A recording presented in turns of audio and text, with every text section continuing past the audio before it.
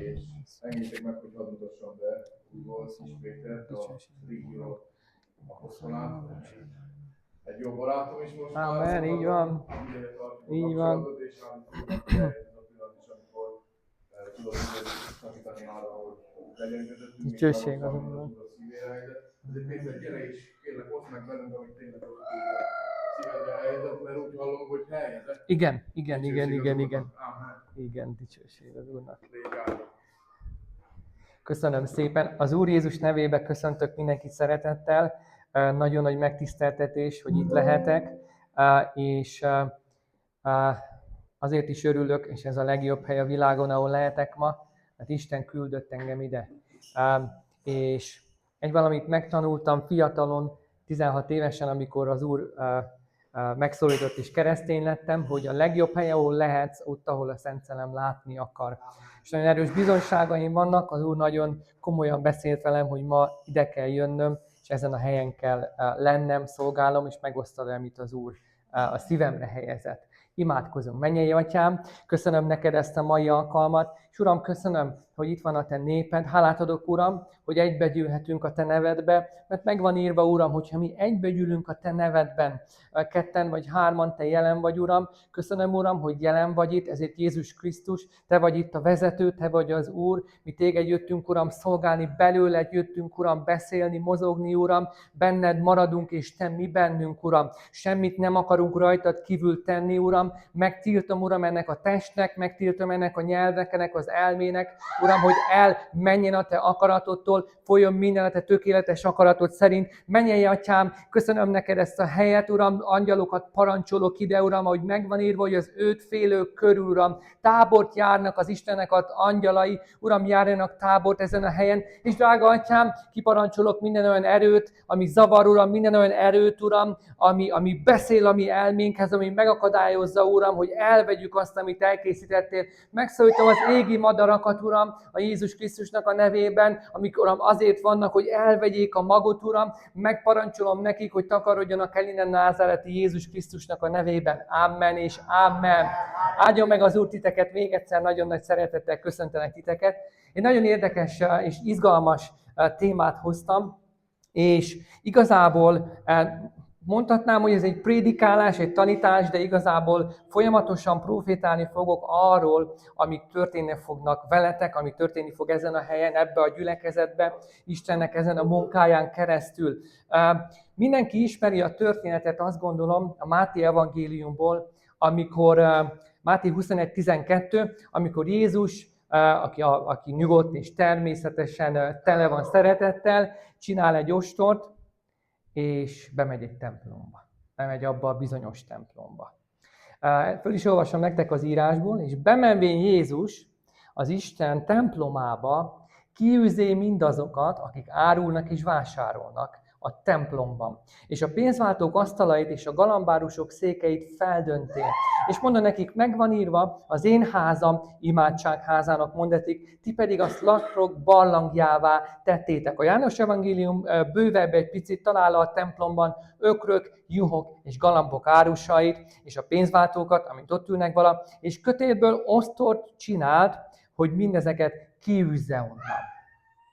Tehát egy nagyon érdekes részt látunk, azért akarok erről tanítani, mert gyorsan magamról csak annyit, hogy a Kis Péter vagyok, és 16 évesen lettem keresztény, és 16 évesen nekem az Úr korán mutatta, hogy mire hívott el engem. Olyannyira erős volt ez a szívembe, hogy emlékszem, hogy éppen befejeztem egy iskolát, akkor autószerelőnek tanultam, sőt, már az iskolából ki akartam iratkozni, mert láttam látomásba, hogy az Úr arra hívott el, hogy őt szolgáljam teljes időben. És azon gondolkodtam, Uram, ha te ezt akarod, hát én nem foglak vissza téged. Azon gondolkodtam, hogy másnap elmegyek az iskolába, és kiiratkozom. És éreztem, hogy az Úr nem teljesen boldog ezzel a ténnyel, úgyhogy befejeztem az iskolát. Az iskola után otthon maradtam, Uram, nem megyek sehova, itt fogok imádkozni, keresnek téged, várom, hogy elküldjél népekhez, nemzetekhez. Ezt mondta nekem az Úr akkor. Vártam, és nem történt semmi. És kezdtem aggódni, 1 évet eltöltöttem így, és 1 év alatt sem történt semmi. Sőt, egy alkalommal nem, hogy az Úr jött volna meg látogatni, hanem az Úr megnyitotta a szellemi szemeimet, fekszem a szobámba az ágyamon, és ahogy Jobb könyve írja, nem tudtam még akkor a Jobb könyvét, azt mondja, Jobb, megjelent előttem egy alaktalan valami, ilyen füstszerű valami, írja Jobb, és elkezdett hozzám beszélni. Egyik este fekszek otthon az ágyba, imádkozok, várom az Urat, hogy most engem kiküld, és egy olyan szolgáló leszek, aki csak járja a világot, és egyszer csak bejött a szobámba ez az alaktalan, füstszerű valami. Nyitott szemmel láttam, és elkezdett beszélni hozzám, és azt mondta, Péter azt mondja, sátán vagyok, és azért jöttem, azt mondja ide, mert akarom, hogy mi ketten együtt dolgozzunk, és megrontsuk sok fiatalnak az életét. És tudjátok, sokszor, amikor a gonosz jelen van, olyan erősen van jelen, hogy nem tudsz beszélni. Éreztétek már az álmotokba esetleg? Na, én fönn voltam, nyitott szemmel látom ezt a nyílt látomást, és meg se tudok szólalni. És érzem, ahogy Jobb írja, és elkezdett azt mondja, a csontjai elkezdtek remegni, hideg kirázta. Ezeket éreztem, és nagyon nehezen elkezdtem imádkozni ellene, Jézus nevében, tudjátok, mikor úgy nehéz kimondani, és elment ez az erő, viszont rájöttem abból, ami akkor történt velem, hogy pontosan az ellenkezője az igaz. Mert a sátán a hazugság atya. Rájöttem, hogy pontosan jó gondolom én, hogy az Isten el fog majd engem hívni. Jó gondolom én, hogy az ő szolgája leszek, csak amit nem értettem meg, az az időzítés. És tudjátok, sokszor ezért keseredünk el. Hiszem, hogy valaki úgy van, hogy Uram, annyi sokat vártam már, annyi sokat imádkoztam, annyi sokat csináltam. És mégis azt érzem, hogy nem, hogy te jönnél be, még jön az ellenség, még jön a támadás, még jönnek a dolgok. Tudjátok, ez nem volt benne a jegyzetemben, de a Szent Szellem akarta, hogy megosszam. Azért, mert ha te vagy az az ember, akkor azt mutatja neked az Úr, hogy pontosan megértetted és meghallottad, amit akartam neked mondani. Amit nem értettél meg, hogy egy időtlen világból egy olyan világba kell belehúzni, manifestálni az Isten akaratát, ahol van egy timeline, egy idővonal. És amit nem értettem meg, és amiért összetörtem 16-17 évesen, minden nap imádkoztam, sírtam, nem értettem meg, hogy jól hallottam, amit hallottam, de az időknek be kell telni. Látjátok, amikor a Bibliában pecséteket nyitnak fel, a Jelenések könyve nagyon tiszta, profétikusan azt mondja, és az időknek, ennek az időnek, ennek a számú napnak el kell telnie. Úgyhogy soha ne add fel, amit hallottál, az Istentől várjál. Ma úgy állok itt, hogy teljes idejű szolgáló vagyok, és több helyen vannak közösségeink Európán belül, és sokszor megyünk Amerikába, Kanadába, össze-vissza, amerre az Úr hív minket, azért, mert jól hallottam, amit akkor hallottam, csak nem tudtam időben hova tenni. És az ellenség majdnem elvette tőlem ezt a kincset, úgyhogy érzem, hogy ezért kell gyorsan imádkoznunk, meg kell törni. Ugyanis, tudjátok, Dávidnak nagyon komoly problémája volt a számokkal. Dávid egyszer megszámolta a népet, és Isten azt mondta, oké, amiért megszámoltad, válasz 3 csapás közül megjöjjön rád. Tehát az, amikor elkezdünk aggódni az idő miatt, amikor elkezdjük számolni a napokat, és nem bölcs szívvel, ahogy mondja Dávid, ezért mondja Dávid, adj nekem bölcs szívet, hogy tudjam számolni, tudjam várni, amikor eljössz.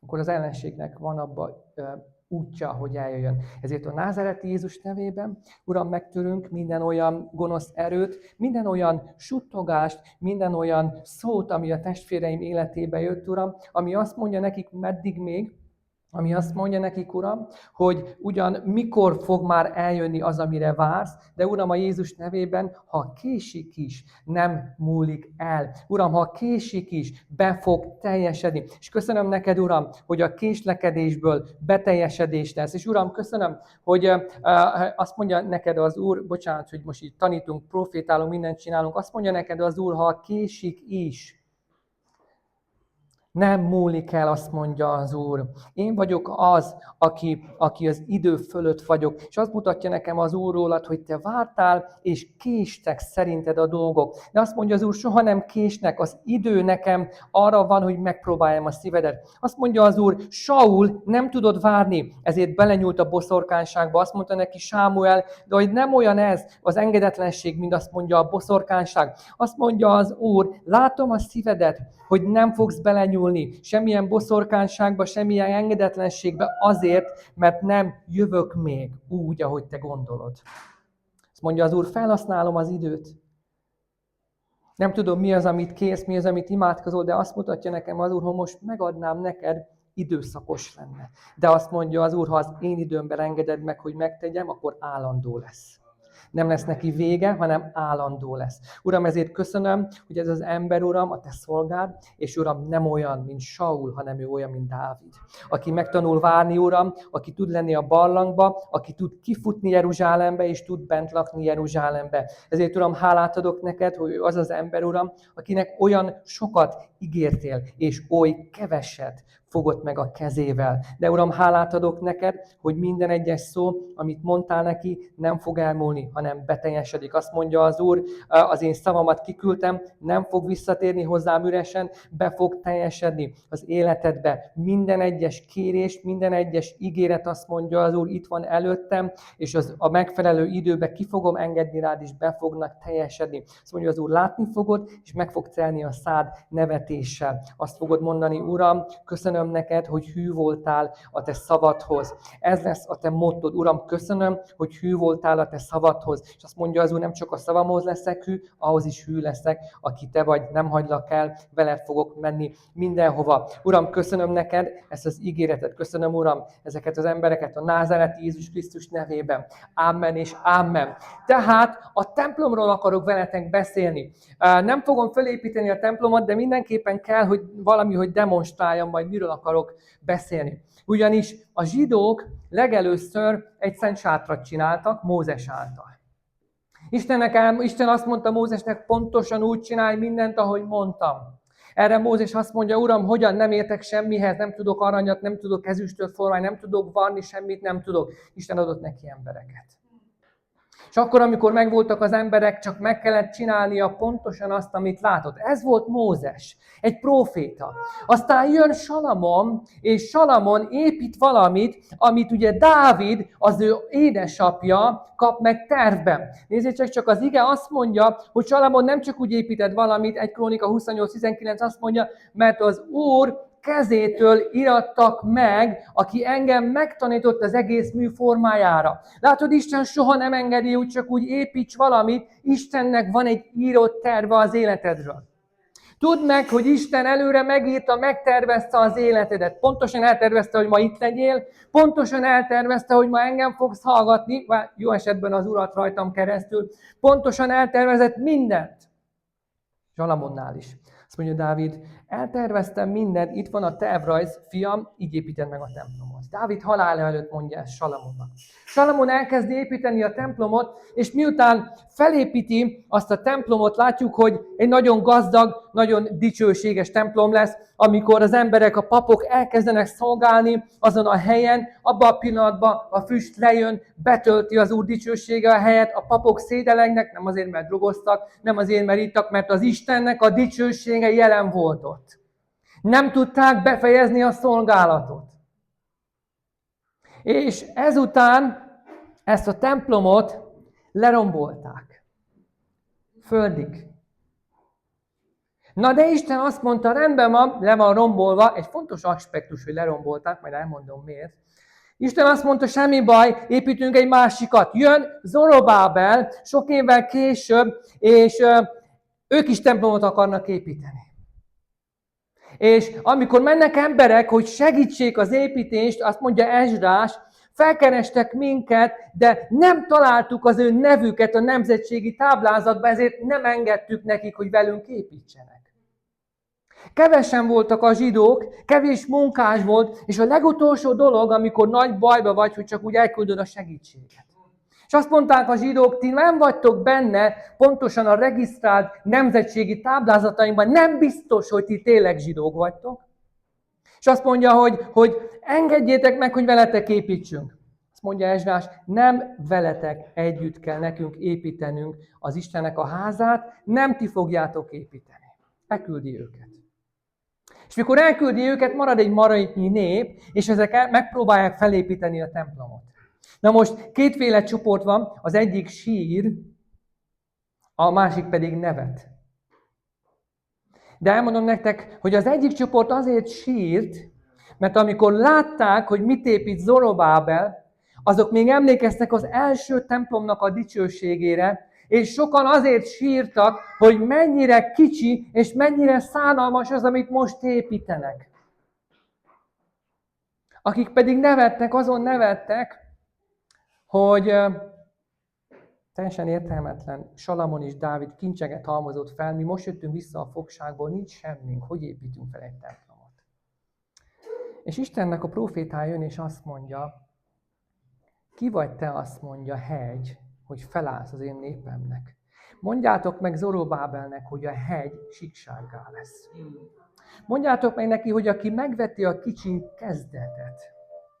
Mondjátok meg neki, hogy nem erővel és nem hatalommal, hanem az én szellememmel. Látod, Isten mindig úgy próbálja meg az ő népét, hogy nem ad neki eleget. Mert ha eleget adna neked, soha nem jutna eszedbe azt mondani, hogy Uram, hogy lesz ez megoldanád te. Ezért Isten mindig rövidre fogja az ellátást, hogy megértsd azt, hogy neked szükséged van rá. Ezért sokszor, amikor azt mondod, Uram, nincs ez vagy nincs az, soha nem hiányról beszélünk, hanem egy felismerésnek a hiányáról. Arra a felismerésre, hogy neked szükséged van rá. Tudjátok, a vérfolyásos asszonynak miért volt áldásra a keserűség, áldásra a betegség? Mondja Ezékiás király, áldássá vált nékem ez a keserűség, a betegsége. Mert általa megismerte az Urat, közelebb került hozzá. Tehát soha nem beszélünk hiányról, hanem Isten valamit tanítani akar. Na akkor, amikor Zorobábel felépíti a templomot, akkor ez a templom, mire Jézus jön, mert ugyan az a profécia, hogy a második ház dicsősége nagyobb lesz az elsőnél. De hogy lehet valaminek nagyobb dicsősége, hogyha az 10 millió fontba került, a második ház pedig csak 1 millióba? Azért mondta ezt a proféta, mert a második házba maga Jézus tanított. Megjelent a názáreti Jézus testben, az Úr lejött közénk, itt volt testben, Immanuel időszak volt, és ott tanított a templomban a világ teremtője, nem papokon keresztül, nem angyalokon, nem üzent se, hogy ott volt testben az Úr, és tanított és beszélt. Ezért mondta az Úr, a második ház dicsősége sokkal nagyobb lesz, mint az elsőjé. Na de jön egy fickó, akit úgy hívnak, hogy Heródes. Ez a Heródes, ez se nem próféta, se nem Mózes, se nem Dávid, de még csak nem is Salamon, de még csak nem is tiszta zsidó.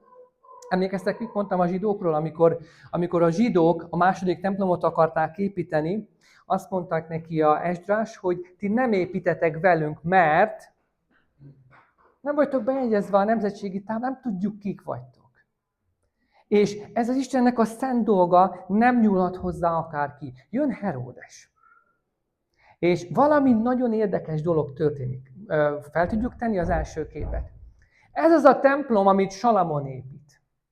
A második templom, amit Zorobábel, az leköveti ezt a mintát, de nyilván kisebb költségvetésből.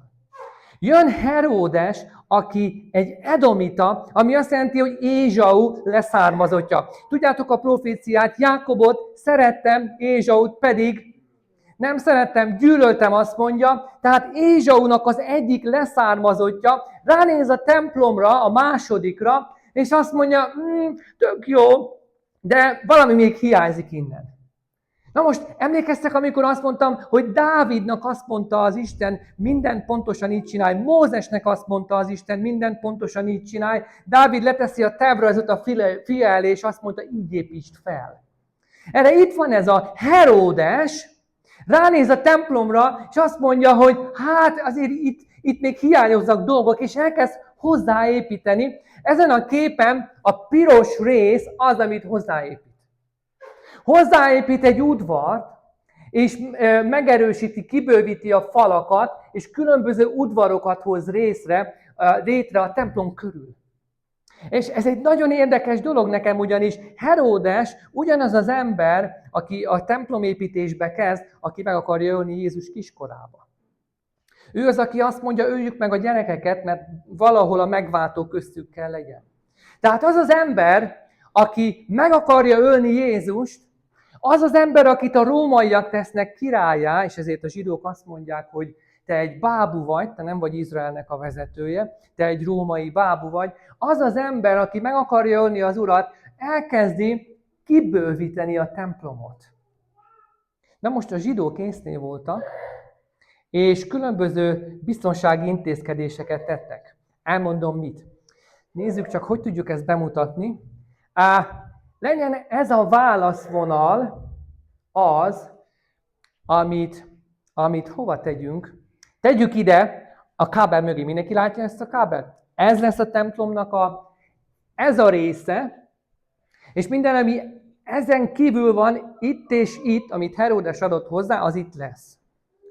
A templomnak a teljes külső része az pedig itt lesz, ide jövök majd, hogy a kamerásnak még több bajt okozzak, mert így még jobban nem fog látni engem a kamera.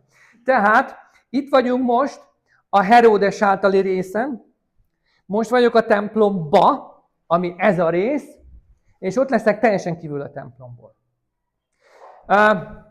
Ide a zsidók tettek egy táblát. Azt mondták, hogy az a pogány, aki ezen a vonalon átlép, azt azonnal meg kell kövezni, és meg kell, hogy halljon.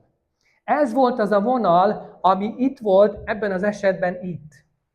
Tehát mindenki, aki nem volt zsidó abban az időben, eddig eljöhetett, de ezután ott volt egy tábla, és ha valaki átlépte ezt a vonalat nem zsidóként, vagy akár egy nő is, abban a pillanatban megkövezték és kivégezték. És erre volt itt egy tábla, hogy figyelmeztesse őket. Na de utána, ha nézzük a templomnak a részeit, fel volt osztva különböző részekre. Az egyik rész volt az Izraelnek az udvara, ez a rész. Ide csak a zsidók jöhettek be. Ezen belül volt egy másik udvar, ott csak a papok szolgálhattak a szentélybe, és a szentek szentje, ott pedig a főpap mehetett be egy évben egyszer. Tehát látjátok, hogy nagyon be volt osztva, nem mehetél csak úgy a templomba, be volt osztva, hogy melyik ember hova tud belépni. És ezen a részen ide jöhettek a nők, és ide jöhettek a pogányok. Na most, akkor, amikor Jézus megtisztítja a templomot, olvassuk el még egyszer az igét, és határoljuk be, hogy hol történik.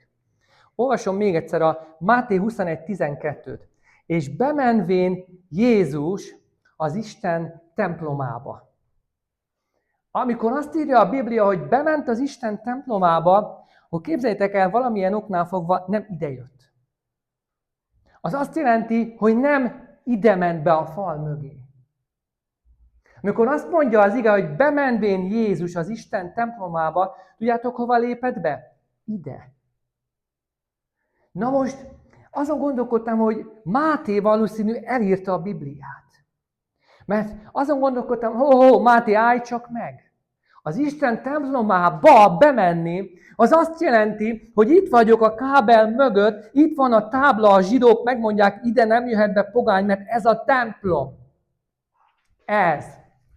Na most a Szent Szellem Máté által lemeri azt írni, hogy bemenvén Jézus a templomba. És Jézus nincs a templomba. Hanem, ha tanulmányozod az írásokat, ez az esemény itt történik az eredeti templomon kívül. Ez nagyon-nagyon érdekes történés. Ugyanis ezt nem dávidi minta alapján készítette Salamon, hanem ezt az az ember, aki meg akarja ölni Jézus, az ő fejéből jön ki, hogy hozzáteszünk a templomhoz. Ennek politikai oka volt, katonai oka volt, tömegkezelés. Heródes nagyon jól tudta kezelni a tömeget, egy stratéga volt, mert tudta, hogy a zsidóknak kedveznem kell, és így tudta őket kezelni, átlátni. Ezért tette hozzá. Nem azért, mert Isten mutatta neki. Vagyis nem tudta, hogy mit csinál. Tehát megcsinálja ezt a részt, és amikor azt mondja a Biblia, Jézus bement a templomba, erről a helyről beszélünk. Kérem a következő képet, az segít talán még jobban megmondani. Ugyanis abban a pillanatban, amikor Heródes hozzáad a templomhoz, megjelenik egy teljesen új rész, ami addig nem volt. És ezt egy gyerekgyilkosnak a fejéből jövő ötlet kezdi el kigyártani, megcsinálni. Na most, mindjárt elmondom, mi lesz érdekes.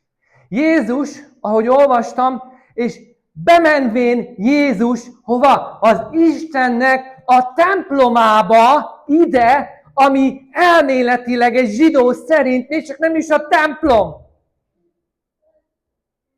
Máténak kellett a Szent Szellemnek a kijelentése, hogy megértse, hogy most Jézus a templomban van. Mindenki más azt mondta volna, hogy Jézus a templom előtt van.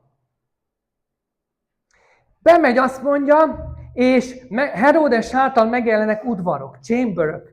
Az egyik a pogányoknak az udvara. A másik a kincses tár ezen a részen. A harmadik rész, ami megjelenik, a nőknek az udvara. Ezek mind a nők udvara és a pogányok udvara olyan újítások funkcióban, amik nem voltak még a második templomban sem. Heródes ezeket megcsinálja, és akkor, amikor Heródes megépíti ezt, Jézus a legtöbb tanítását erről a részről adja. Emlékeztek, amikor a szegény özvegy adakozik? Azt tudjátok, hol történik? A nők udvarába, a kincses tár mellett. És azt mondja a Biblia, Jézus pedig ott ülve látja. Tehát Jézus itt volt azon a napon, látta a nők udvarát, és látta a kincses tárat, ahova adakozik a szegény özvegy. Jézus innen tanít, és innen jönnek a legtöbb üzenetei, és a pogányok udvarából. És akkor, amikor azt mondja a Biblia, bement a templomba, azt mondta, kiűzte az árusokat, és azt mondta, az én házam imádság házának mondatik. És még mindig ezen a részen vagyunk. Menjünk vissza egy képet. Azon a részen vagyunk, amit Heródes épített hozzá. Menjünk vissza a másikra. És Jézus elkezdi kitisztítani ezt a helyet. Na most azért mondtam ezt el, mert a zsidó papok és a zsidó emberek, akiknek joguk van bemenni oda, kik azok izraelita emberek, és ide pedig a papok, azok nézik Jézust onnan bentről, és azt mondják, teljesen elment az eszed, mert azt mondod, hogy az én házam, az imádság háza, és ez a rész nem is tartozik a házhoz, ez az én házam. Mindenki tudja, Salamon is tudja, Dávid is tudja, hogy a ház innen kezdődik, ezért jöhetnek idáig el a pogányok. És Jézus elkezdi megtisztítani azt a helyet, felforgatja az asztalokat, és azt mondja, az én házam imádság háza. Tehát megnevezi ezt a részt az imádság helyének. És ez nagyon-nagyon fontos, hogy ezt a részt nevezte meg az imádság helyének. El fogom mondani miért. Tehát akkor, amikor Heródes ezt megépíti, azt gondolja, hogy ő egy politikai mozgalommat indít el, azt gondolja, hogy a zsidóknak próbál kedvezni, nem ért meg valamit. Jézus erről a helyről idéz egy 600 éves proféciát. 600-700 évvel ezelőtt volt egy ember, úgy hívták Ézsaiás, és Ézsaiás a következőt profétálta. Szent hegyemre viszem föl ezeket, és megvitámítom őket imádság házában. Mert házam imádság házának hivattatik minden népek között, mondja Ézsaiás 600 évvel ezelőtt, körülbelül 650-700 évvel ezelőtt, mielőtt ez történt. Na most, nagyon érdekes, hogy Heródes valószínű nem azért kezdte el építeni ezt a részt, mert hallotta a Szent Szellemet, hogy Heródes itt az ideje, hogy betöltsd Ézsaiás proféciáját. De mégis, tudta nélkül, hozzáad a templomhoz egy részt, ami most már a templom része, mert azt mondja Jézus, bementem a templomba. Tehát azt mondta, ez már a templom része. Hozzáad egy részt, amiről egyetlen egy próféta ír, és azt mondja, ez a hely az imádság háza. Jön Jézus, és azt mondja, beazonosítom nektek, segítek. Az imádság háza, amit ő látott, a location, a területe, pontosan itt van. És ez a zsidókat nagyon-nagyon megbotránkoztatta. Sőt, azt kérdezték, milyen hatalomnál fogva, kicsoda hatalmazott fel téged erre? Tudjátok, miért kérdezték ezt? Megmondom. Mert itt nem volt hatalma a zsidóknak. Itt Heródesnek volt hatalma, és római fennhatóság volt. Ezért azt kérdezték, milyen hatalomnál, milyen felhatalmazásból teszed ezt? Mert ha itt lenne valami dolgunk, ez a mi dolgunk. Ez a zsidók dolga, ez nem a mi dolgunk. Itt mi kereskedünk. Elmondom nektek, miért mondom ezt a részt. Volt egy látomásom. Ebben a látomásban láttam az Urat ostorral. Volt már látomásotok? Tudjátok mi az, amikor láttam az Urat ostorral. És azon gondolkodtam, Uram, vajon mit akarsz nekem mutatni? Kiről akarsz beszélni? Mit akarod, hogy nézzek? És azt láttam, hogy az Úr hozzám jön ezzel az ostorral. És azt mondta nekem, Péter, galambárus vagy. Uram, miért lenni galambárus? Tudjátok, meg kell vizsgálni a hangokat, amikor hallottok, Uram, biztos, hogy te mondod, vagy megint az ellenség. Azt mondta az Úr, nem, galambárus vagy. Meg kell tisztítsam a templomodat. Uram, miért kell megtisztítsd a templomodat? Azért, mert az a rész, ahol az imádság háza kellene legyen minden nemzet számára, ott galambokat árulsz. És mondom, Uram, mit csináltam, hogy azt mondod, hogy én galambárus vagyok, és miért mondod, hogy ez a rész az, ami nem funkcionál a templomomban? És a következőt mutatta az Úr. Kérem a következő képet. Sok minden van ráírva, nem kell vele most mindennel foglalkozni. A következőt mutatta az Úr. Azt mutatta az Úr, van a templomnak egy külső része. Ez az a rész, ahol az emberekkel foglalkozol. Van egy belső része, ez az a rész, ahol az embereket, akiket az Úrhoz vezetsz, és akiket kiragadsz a világból, elkezdett tanítványozni. Ez a belső rész. És van egy legbelső része a templomnak, ez pedig az, ahol Istennel találkozol.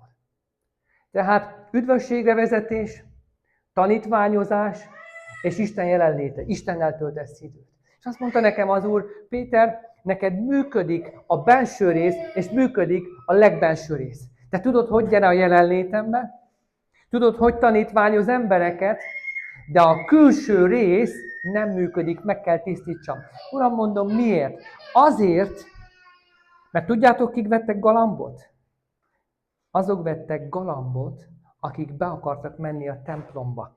De az az ember vett galambot, aki már, mondjam most így, keresztény volt. Ugyanis egy világi, hogy a mai nyelven beszéljünk, egy pogány, az nem akar galambot venni, és nem akar bejutni a templomba. Azt mondta az Úr, te szolgálod a hívőket, tanítod az embereimet, tanítványozod őket. És az Úr nagyon szereti ezt. De azt mutatta nekem az Úr, hogy ha csak azoknak leszek a szolgálatára, akik galambokat tudnak venni, ökröket, és aztán be tudnak menni a templomba, és el tudnak jutni ide, olyan leszek, mint azok a zsidók, akik kiszolgálják a zsidókat, de nem értik meg, amit Ézsaiás mondott, az én házam, az imádság háza minden nemzetnek. Azt mutatta nekem az Úr, hogy a templomom nem működött megfelelően, mert kész voltam szolgálni az alkalmakon mindez, tanítani az Isten népét, de nem funkcionáltam abban, amit az Úr lélekmentésnek nevez. Ugyanis ez a rész, és látjátok, a zsidók nem értik meg. Kellett egy kő, hogy megszólaljon, kellett egy kő, mert a fiak némák maradtak, hogy kiépítse ezt a részt, a zsidók nem értik, hogy miért kell ez a rész, azért kell, mert ez az a hely, ahol bejönnek a pogányok, és azt mondják, hogy mi történik itt, srácok, mit csináltok itt, mi ez a zene, nem mik ezek a galambok, nem mik ezek az ökrök, ezt így fogod levágni, azt úgy kell majd elégetni, a belső részét külön kell elégetni, egyébként a kövérje az ide megy, nem azt kellett volna látniuk, hanem azt, hogy micsoda jó illata van itt az Úrnak. Jézus nagyon specifikus, az imádságot, a kenet alatt való imádságot. És akkor, amikor az Úr ezt mondta, megértettem, hogy mit csináltam. Ugyanis Jézus mikor a tanítványokkal beszél, pontosan meghatározza a jeleknek és a csodáknak a helyét. A Máté evangélium 10-es részéig az összes tanítvány, mind a 12 olyan, mint ma a kereszténység 98%-a. Nincs jel, nincs csoda, nincs ott az Úrnak az erőteljes jelenléte. Ugyanis a Máté evangélium 10-ig a tanítványok követik Jézust, hallgatják, hogy mit mond, és miután hallgatják, tovább mennek vele, az egyik leírja, de soha senki nem imádkozik a 10 előtt, vagyis legalábbis nincs leírva, nem imádkoznak a tanítványok, és nem történnek gyógyulások. Azért nem történnek gyógyulások, mert a 10-es rész után van valami fordulópont. Azt mondja nekik az Úr, gyertek ide 12, adok nektek hatalmat, hogy menjetek, gyógyítsatok poklosokat, gyógyítsatok betegeket. És amikor ez megtörténik, a tanítványok kimennek Jézus mellől, elmennek az emberek közé, imádkoznak értük, és kimennek az ördögök. Tudjátok miért? Mert a jeleknek és a csodáknak a helye nem itt van, és nem is itt van. A jelek és a csodák helye itt van. Mert miután Jézus megtisztítja a templomot, tudjátok, mit csinál? Hozzámennek a betegek, és itt ezen a helyen meggyógyítja őket.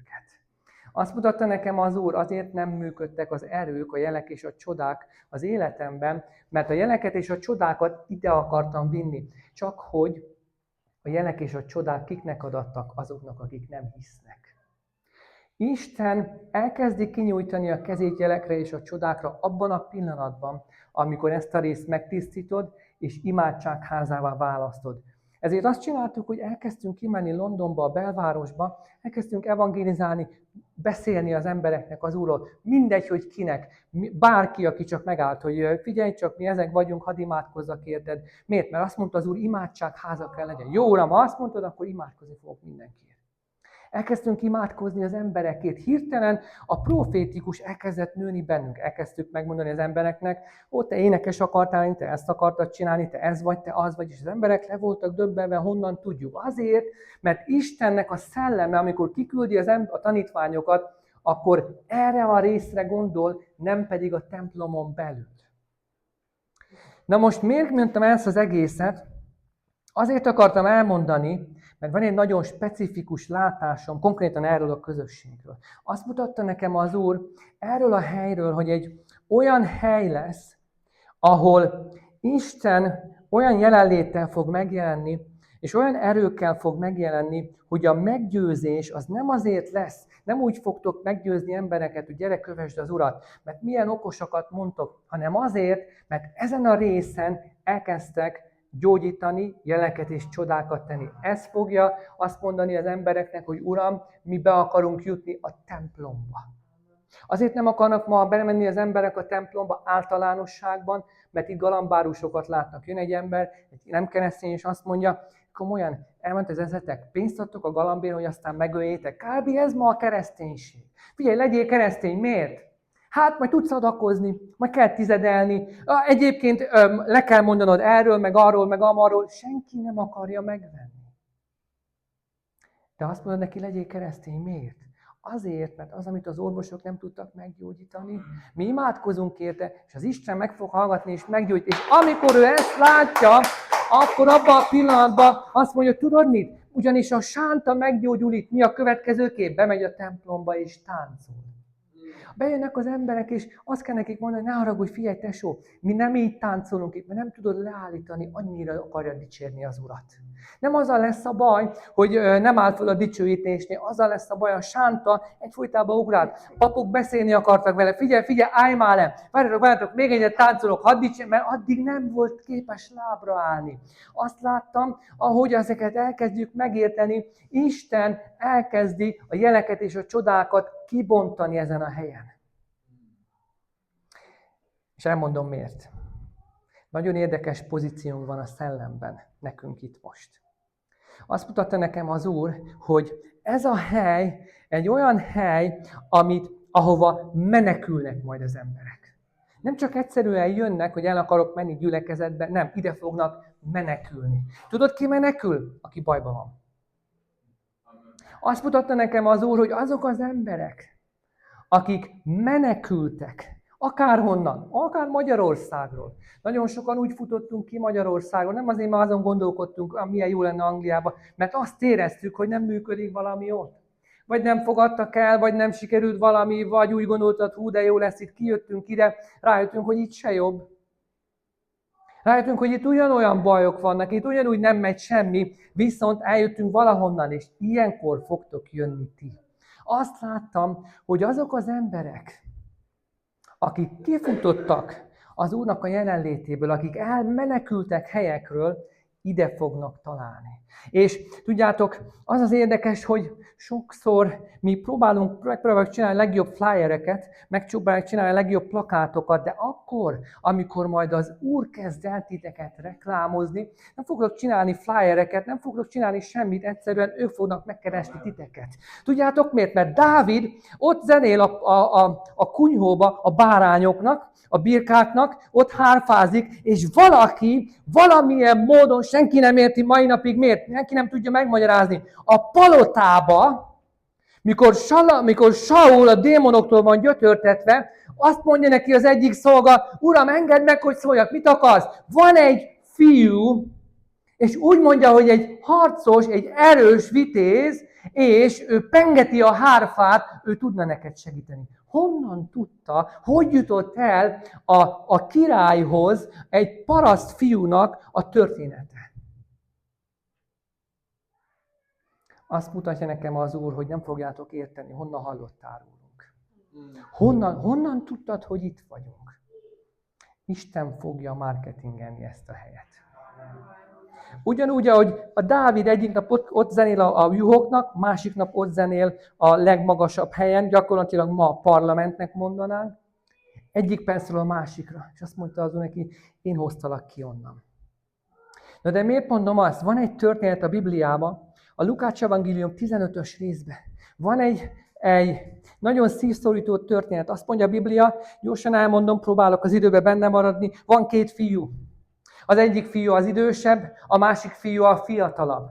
És a fiatalabb fiú azt mondja, apám, eleget szolgáltanak, add ki a vagyonnak a rám eső részét. És azt mondja az apja, rendben, kiadom, legyen a tiéd, és pár nap múlva megfogja a vagyonát, és ott hagyja az apját. És akkor, amikor elmegy, a Biblia azt mondja, dobzódik, részegeskedik, és a részegeskedés során történik vele valami. Azt mondja a Biblia, hozzászegődött egy ottani emberhez. Na most, mi sajnos magyarul, meg angolul olvassuk a Bibliát, de az eredeti görög nyelv nem azt mondja, hozzá szegődött egy emberhez, hanem elkezdett hozzá ragaszkodni.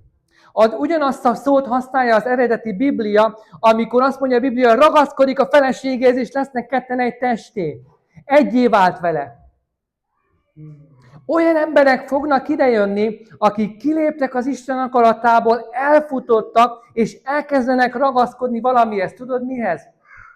Ezt a pszichológia úgy mondja, addikció. Azt mutatta nekem az Úr, olyan emberek fognak titeket megkeresni, akik függőségekbe szenvednek. Akik drogoznak, akik alkoholbetegségben vannak, vásárlási függőségben vannak, mindenféle függőség, amit csak van, képzeljetek el. Mert a tékozdó fiú akkor, amikor ott volt azon a helyen, és moslékot próbált tenni, miért? Hogy megtöltse a hasát. Miért akarta megtölteni a hasát? Mert éhes volt. Üres volt. És akkor, amikor próbálja megtölteni a hasát, akkor azt mondja a Biblia, hogy kialakul egy kötődés, az eredeti nyelv a ragaszkodás szót használja, egy görög nyelv, ami azt írja le, hogy kötődni kezdett a gazdájához. Olyan, mintha a szolgája lett volna. Ez az, amikor kilépsz Isten akaratából, és valaminek a rabjává válsz. Azért válsz a rabjává, mert egyszerűen azt érzed, hogy üres vagy belül. Voltál már úgy, hogy megvolt mindened, de mégis üres voltál. Ez az, amikor valamihez kötődsz, de nem tudod, hogy mihez. Próbálod megtölteni azt a hiányt, de nem sikerül. És van egy érdekes dolog viszont, amit a Biblia nagyon kiemel, és ezt mi nem értjük annyira, de a zsidók megértették, amikor azt mondja Jézus, hogy nem sok nap után magához tért, és miután magához tért, azt mondta, visszamegyek az apámhoz. És amikor azt mondta, hogy visszamegyek az apámhoz, elindul az úton, És ismeritek a történetet, biztos láttatok róla a TikTok videókat, hogy honnan tudta az apa, hogy jön a fiú vissza. Hát azért tudta, mert minden nap ott állt a kapuba, és leste, hogy jön. A valóság viszont egészen más. A valóság a következő, a tékozló fiúnak az apja nem egyszerűen a kapuban állt, a tékozló fiúnak az apja valami különlegeset kellett, hogy megtegyen. Minden nap ki kellett mennie a falun kívül. Azért, mert minden nap ki a falun kívülre, mert a zsidóknak abban az időben volt egy szokásuk. Be tudjuk tenni a harmadik képet? A következő volt a szokás. Azok a fiúk, azok a családtagok, akik elhagyták a szülői házat, és elmentek a szülői háztól, kiléptek a zsidók közösségből, ugyanis a zsidók együtt laknak, ugye? És vagy pogányokkal elegyedtek, vagy elvesztették a vagyonukat, valamilyen eldobzották, és vissza akartak menni a zsidó közösségbe.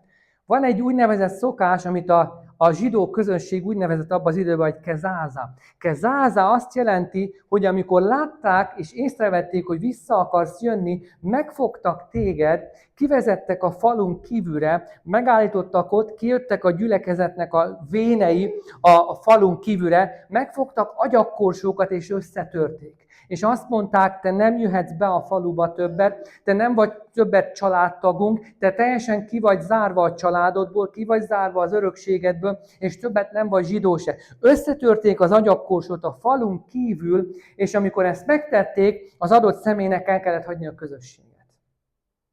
Ezért mondja a Biblia, hogy amikor meglátja az apa messziről, hogy a fia jön a falu felé, az apa mit csinál? Elkezd futni. Tudjátok, miért futott az apa? Mert tudta, mi ezt nem tudjuk, a zsidók tudták, tudta, hogyha beér a faluba, és előbb találja meg őt egy vén, vagy előbb találja meg őt egy idős, akinek joga van ítéletet hozni, akkor megfogja a fiát, kiviszi a falun kívül, összetöri az agyakkorsót, és többet nem lehet a fia.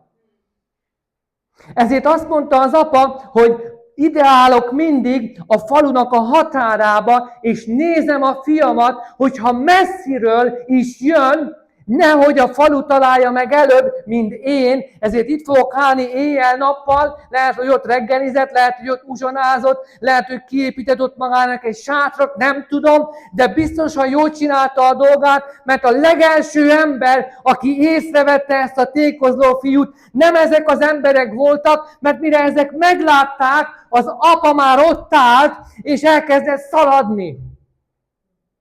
Na most, ami még a kultúrához tartozik, hogy a zsidó emberek, az időseknek szégyen volt, hogyha futottak. A Közel-Keleten ez nem volt szokás. Tehát az apa elkezd futni, ahhoz fel kellett emelni a köpenyt. Tudjátok, mit ír Mózes törvénye? Férfinak kilátszik a bokája. Tehát a zsidók nem, az idősek, az eldörök, ők nem futkároztak, ők méltósággal jártak. Az apa kiáll a falun kívülre, nem érdeklik a szokások, nem érdeklik, hogy szégyen vagy nem, elkezd futni a fia felé, nehogy megtalálja őket a zsidóság, és összetörje a korsót. És mielőtt bármit csinálhattak volna, a nyakába ugrik, elkezdi csókolgatni, és azt mondja, az én fiam, mielőtt bárki megszólalhat, kimond egy declaration-t, kimond egy nagyon erős állítást, és azt mondja, az én fiam meg lett találva, elveszett ugyan, de megtaláltam, megfogja a kezét, és beviszi a faluba, úgy, mint az én fiam. De nem csak beviszi, ad neki gyorsan egy gyűrűt.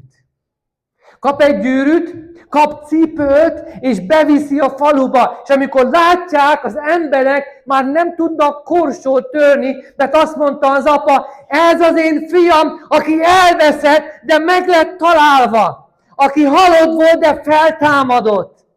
Amen. Ezek lesznek ti. Azt mutatta nekem az Úr, hogy a nagyon sok gyülekezet készen van arra, hogy elkezdjen korsót törni nagyon sok tékozló felett. És azt mondta az Úr, ezért ide fogom őket hozni.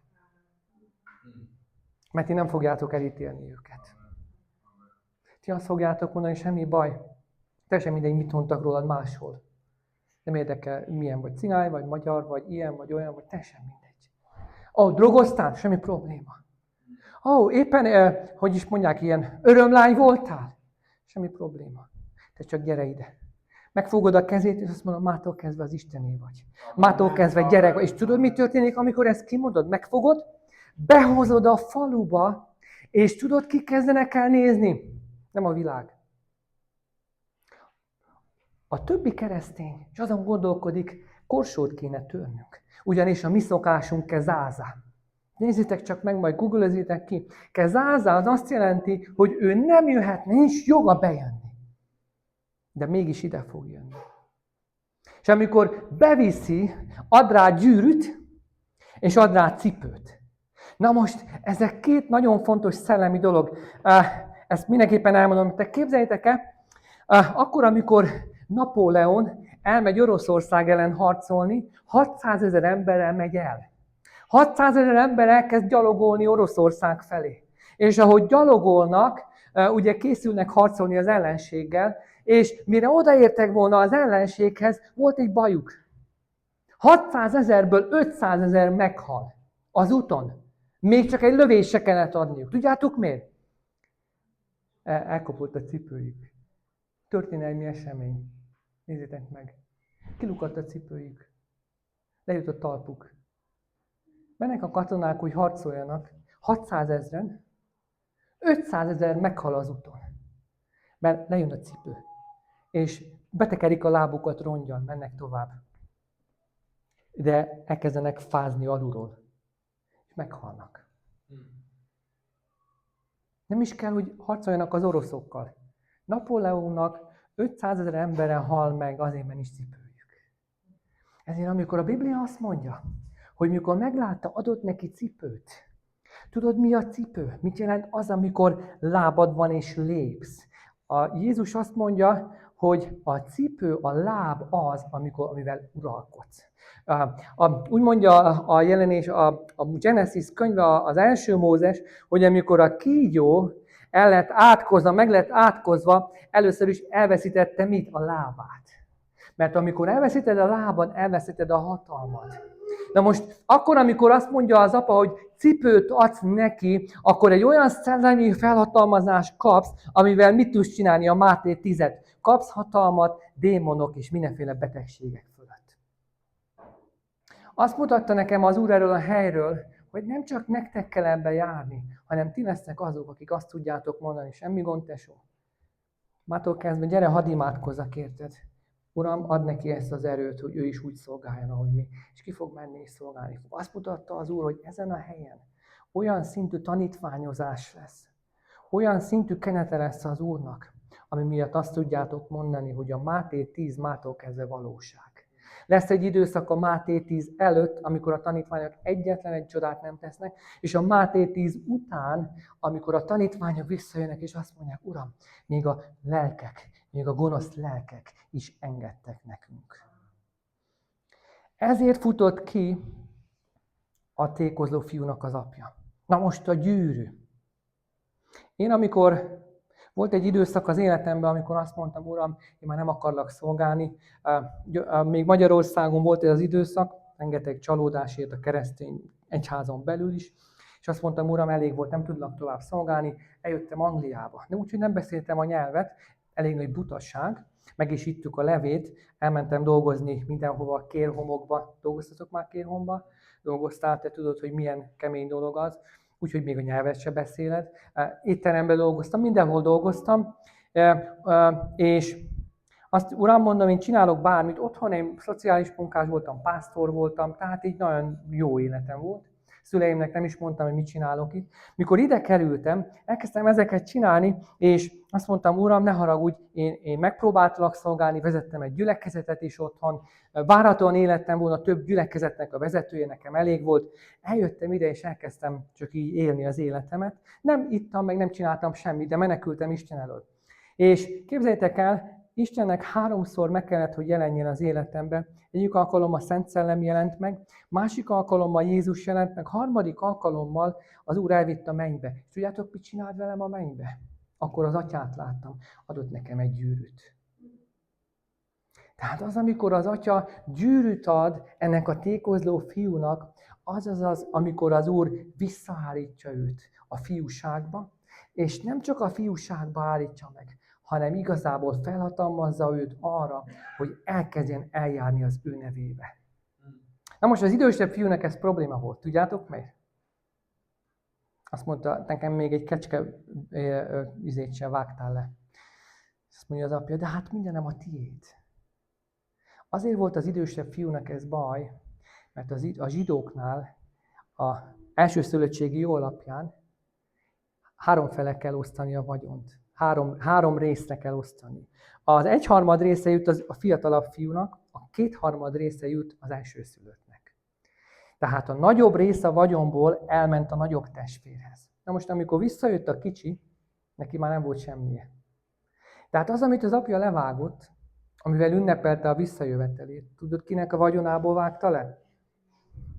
Az övéből. Azért volt dühös, mert azt mondta, atyám, te nekem nem csináltál semmit, ennek pedig, csak hogy értsétek a kontextust, ennek az enyémből. Ránéz az apja és azt mondja, tudod, hogy mindenem a tiéd. Tudod, hogy más semmim nincs. Az 1/3 ennek adtam, a 2/3 neked adtam. Mindenem a tiéd. Nagyon érdekes, hogy az idősebb fiúnak ez nagyon fájt, hogy azt, amire azt gondolta, hogy az övé, odaadta az apja másnak. Hadd zárjam azzal, ami egy nagyon érdekes hely a Bibliában. Arról beszéltünk, hogy mit kell tennünk a templommal, hogy Jézus kijön a templomból, és egy olyan helyen szolgál, ahol a zsidók nem is gondolják, hogy az templom. Emlékeztek, mit mondtam? Az atya tékozló fiúnak az apja hol kell, hogy várja a fiút? A falun kívül. Jézus mit csinált? Menjünk vissza talán a második képre. A templomon kívül elkezdett tanítani az embereket. Minden, amit az evangéliumokban láttok, mint tanítás, többnyire itt hangzik el. A templomon kívül. A fiúnak az apja kimegy a falun kívül.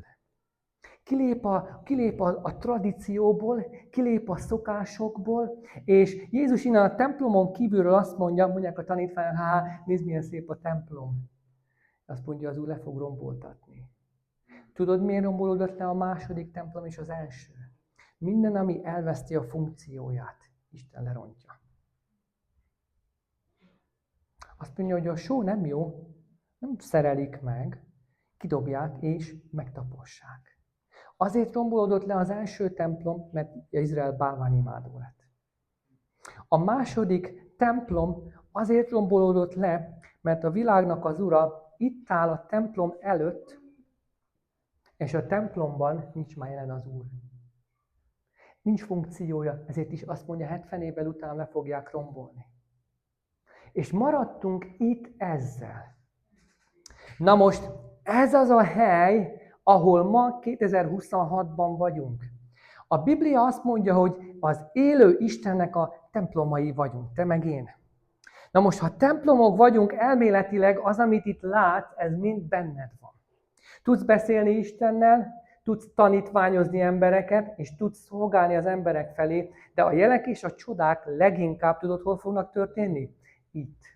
Ezért akkor azok a gyülekezetek, azok az testvérek, testvérnők, akik nem értik meg, hogy itt fog az Úr a legnagyobb jeleket és csodákat tenni, és ezért fognak bejönni ide, itt pedig mit kapnak? Kenyeret. Mert a fiaknak kenyér jár. Tanítás. Itt kell megmutatni az Isten szellemének az erejét. Ezért azt láttam, hogy ahogy ebben elkezdünk beleállni, ahogy bátrak leszünk, és azt mondjuk, nem itt, hanem az utcán, tesó, figyelj ide, én keresztény vagyok, hadd imádkozzak érted, miért tudok imádkozni? Figyelj, én ez vagyok, hadd tegyem rád a kezem. Vagy csak hadd mondjak el egy imát. Ez az a hely, ahol ez fog működni. A falon kívül. A falun kívül. Na most azért mondom ezt, mert Izrael idejében 6 darab város volt, amit menedékvárosnak hívtak.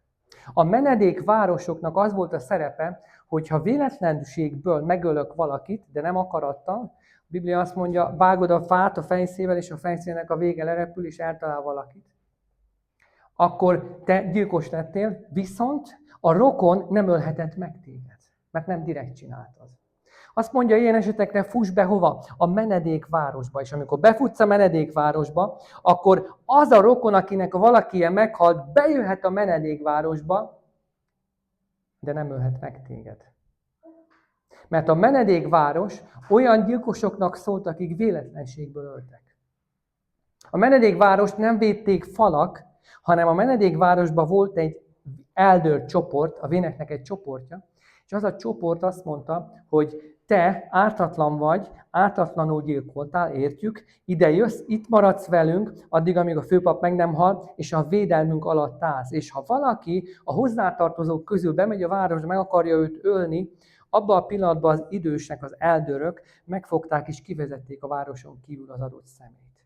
Azért fontos nekünk ez ma, mert azt mutatta nekem az Úr Dávid, hogy te egy ilyen menedékváros vagy. És azt láttam a látomásban, hogy az Úr olyan embereket fog köréd adni, akik olyan autoritível fognak, olyan tekintéllyel a szellemvilágba bírni. És most figyeltem, ahogy ott bent imádkoztunk a szobába, kettőtök is elkezdett úgy imádkozni, hogy Uram, akkor, amikor a Péter szolgál, takard be őt a véreddel, védd meg őt. Nem tudom ki, kettőtök is így imádkozott. Tudjátok, miért imádkoztok ilyen erősen ezen a vonalon? Mert Isten a menedékvárosokba nagyon erős szellemi harcosokat rakott bele. Hogy az, aki bejön, még véletlenül se legyen sérelem alatt.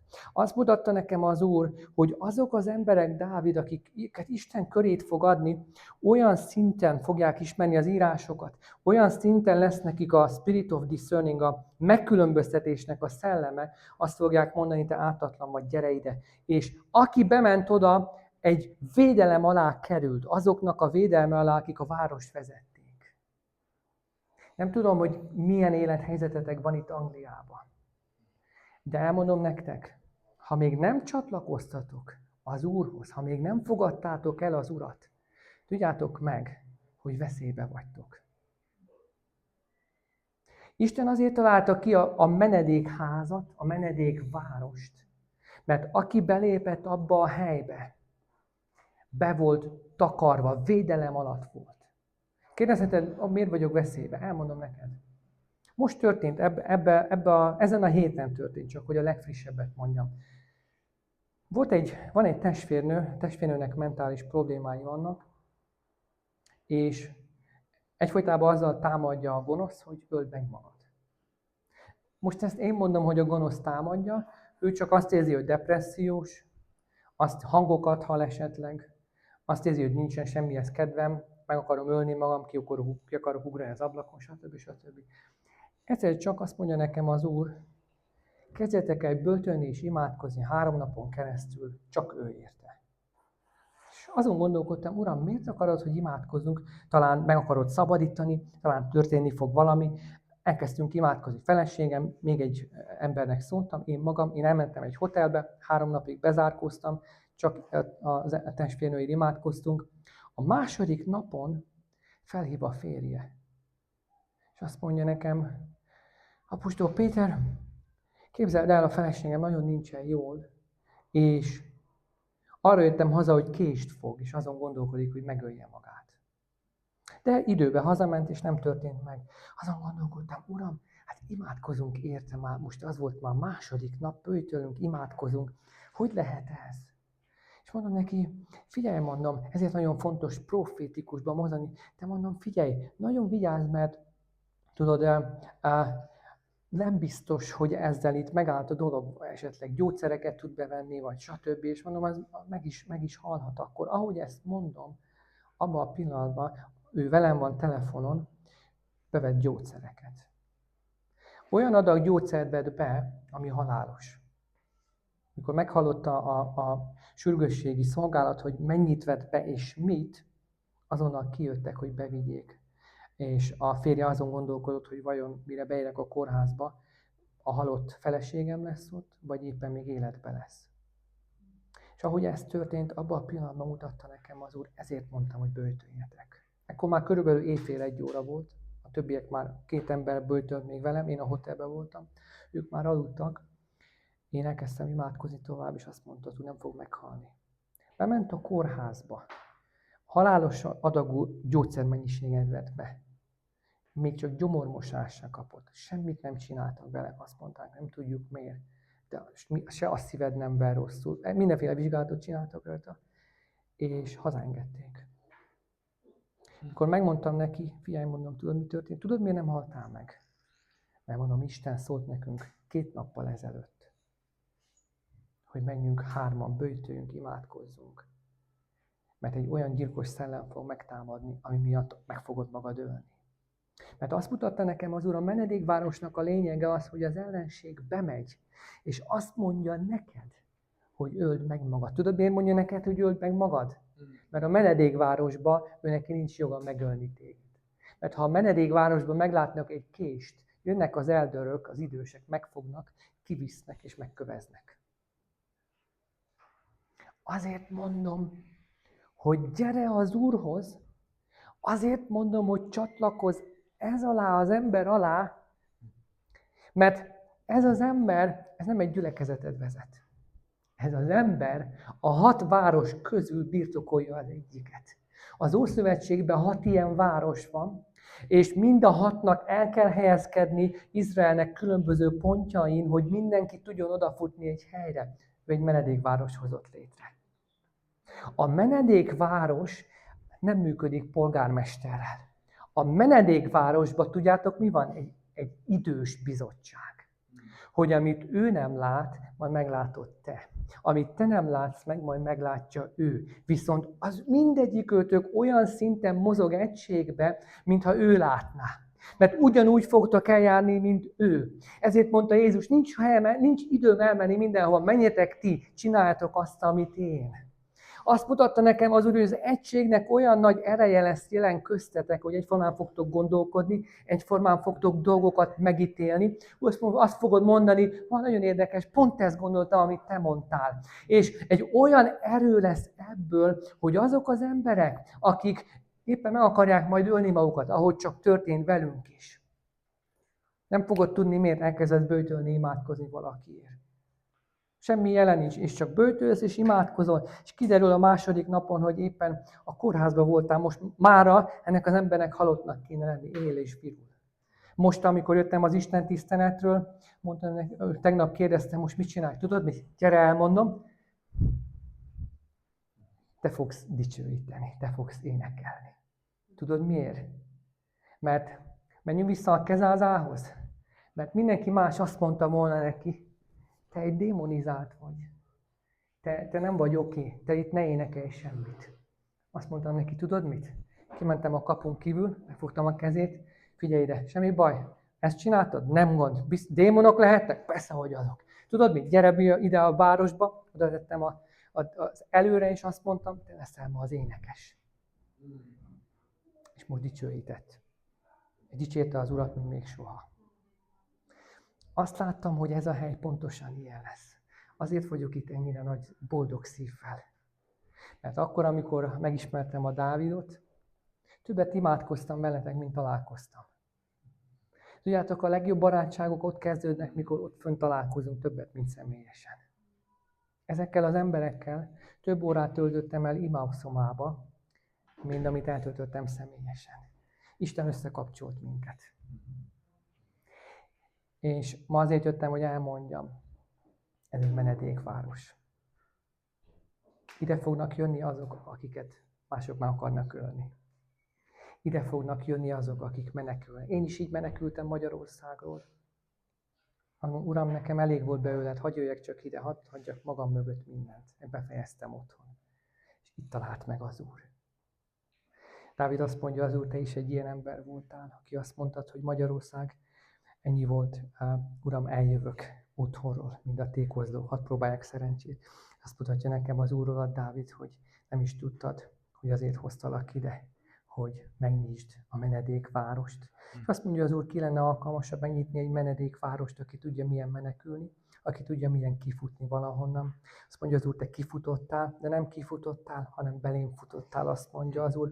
Kihoztalak téged, hogy a vallásosság ne tudjon téged megfogni. Azt mondja az Úr, kihoztalak téged egy olyan helyről, ahol szeretettel törtek korsókat, ahol ismerték a tradíciókat, de ahol nem ismertek engem. Azt mondja az Úr, kijöttem eléd, és kihoztalak téged ide. És te leszel az, azt mondja, aki ezt a menedékvárost meg fogod csinálni. És azt mondja az Úr, én fogok hozzád küldeni olyan embereket, tékozlókat, fogok hozzád küldeni olyanokat, akik nem ismerték még a nevemet, fognak jönni olyanok, akik jönnek majd törvénykezésen, és azt mondják, rendben van, Dávid, de ezt így nem csinálhatod. Fognak majd jönni olyanok, akik azt mondják, igen, Dávid, de ennek nem ez a rendje. Azt mondja az Úr, te ne hallgass rájuk, te hallgass rám. Azt látom, hogy azt mutatja neked az Úr, nem csak omega vagyok, hanem alfa is. Amen. Azt mutatja az Úr, hogy mindennek van vége, de van kezdete is. És azt mutatja nekem az Úr, hogy te nem omega vagy, te alfa vagy, te csak most kezded. És azt mondja az Úr, a mostani kezdet lesz az, amire én azt mondom, hogy a másodiknak a ház, második háznak nagyobb volt a dicsősége. De azt mondja az Úr, a második ház leromboltatott, azért romboltatott le, mert elveszítette a funkcióját. Azt mondja Isten, te építed a harmadikat. Tudjátok, mi van akkor, amikor sok szent építmény van közösen? Tudjátok, minek nevezik azt, amikor sok épület van együtt, nem falunak, városnak. A Dávid egy várost hoz létre. Ez az ember nem egy pásztor, ez egy polgármester. Ez létrehoz egy olyan várost, amit menedékvárosnak hívunk. Dicsőség az Úrnak. Ezt akartam kihirdetni ezen a helyen, ugyanis minden profétikus szó, amit kihirdetünk. Keresztelő Jánosnak profétálni kellett, miért? Hogy Jézusnak legyen útja. Engem azért küldött az Úr, profétálják ennek az embernek az életébe. Tudjátok miért? Mert több dolgot fog elérni, mint amiről én álmodtam.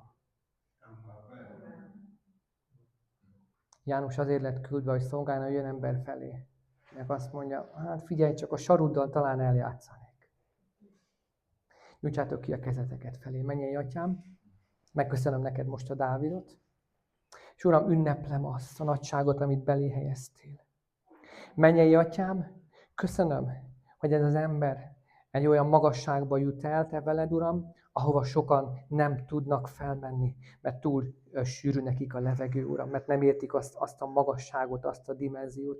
Uram, köszönöm, hogy nem egyedül emeled fel őt oda, hanem emberekkel, akikben meg tud bízni, áronokkal és húrókkal, akik tartani fogják az ő kezét. Köszönöm neked, Uram, hogy a Dávid, Uram, előre lett küldve azért, hogy tudja fogadni azokat, Uram, akik menekülnek egyik helyről a másikra. Mert Uram, a Dávid megértette, hogy nem maradok a vonal mögött, kijövök a falun kívül, kiállok a templomon kívülre. Megértette, Uram, hogy Heródes, aki gyerekgyilkos, ő építette Jézusnak a legnagyobb platformot az életébe. Ő, Uram, fizette ki Jézusnak a szolgálati platformját, és építette fel. Uram, Jézus nevével profétálok, hogy azok az emberek, Uram, akik Dávidra negatívan beszéltek, akik nem látták benne az értékeket, hálát adok, Uram, hogy ők lesznek a legnagyobb támogatók. Dávid azt mondja az Úr, nem tudom, hogy vannak-e, de lesznek, biztos, hogy lesznek. Azt mondja az Úr, lesznek emberek, akik minden fognak rád mondani, csak nem jót. Azt mondja az Úr, figyelj engem, fiam, ahogy hozzád fordítom őket, és figyelj engem, hogy ők lesznek a legnagyobb támogatóid. Azt mondja az Úr, most tanítasz arról, hogy milyen szeretetben járni,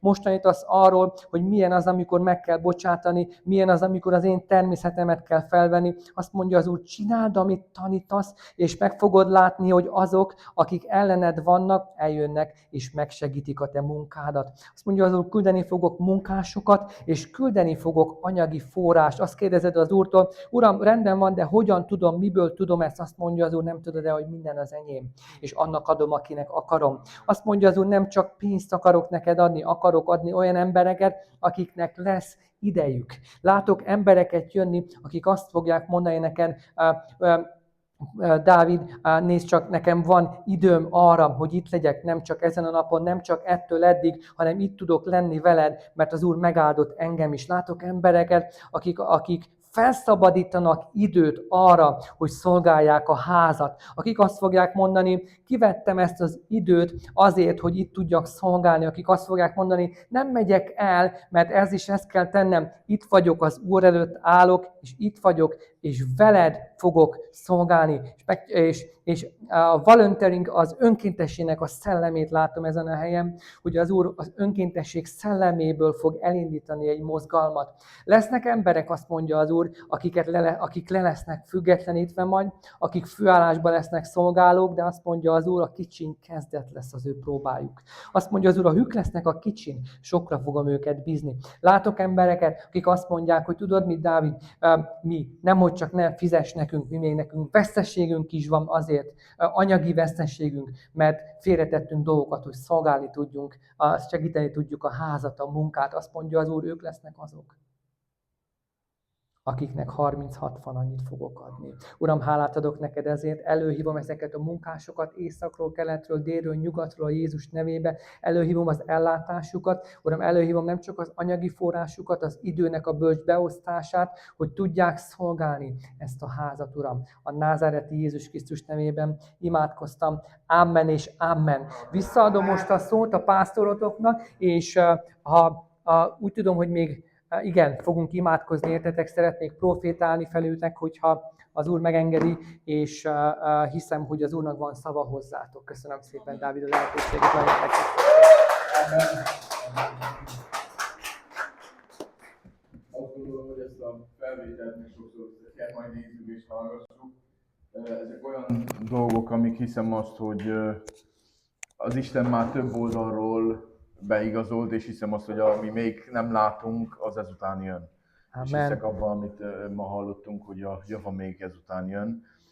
Szeretnék viszont időt szánni arra, hogy dicsőítsük az Urat, és ha úgy jöttél itt, úgy jöttél el a mai napra, hogy szeretnéd megragadni az Istennek egy olyan jelenlétét, ahol itt most hiszem azt, hogy lesz rá alkalom.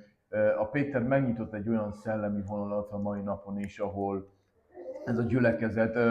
Én hiszem azt, hogy ez nagyon-nagyon betalál, hiszen én tényleg úgy jöttem ki Angliába, hogy úgy szinte elegem volt a vallásból. És ő nem tudja ezt a múltamat, de én mielőtt elmentem egy missziós útra és beálltam a misszióba, én azt mondtam az Úrnak, hogy engem nem érdekel a vallás. És hogyha azt a részét láthatom, amikor az Úrnak az ereje, az Úrnak a szeretete és kegyelme megnyilvánul, akkor engem az érdekel. És így mentem el a keresztmisszióra, így hordoztam évekig a keresztet, és igazából az Isten ezt mutatta meg, hogy ilyen keresztényekre vágyik, akik nem tördelik a korsót, hanem azt mondják, hogy gyere az Úr jelenlétébe. És ezt tapasztaltuk itt a héten is, vagyis a hetekben, amikor besétál egy tesó, és azt mondja, hogy teljes mértékben drogoktól vagyok addiktív, és nem tudok szabadulni, és azt látjuk, hogy egyre jobban és egyre többen meg fognak jelenni. Tehát a mai üzenetet ezt fogadjuk, és hiszem azt, hogy az Istennek egy nagyon komoly alátámasztása történt.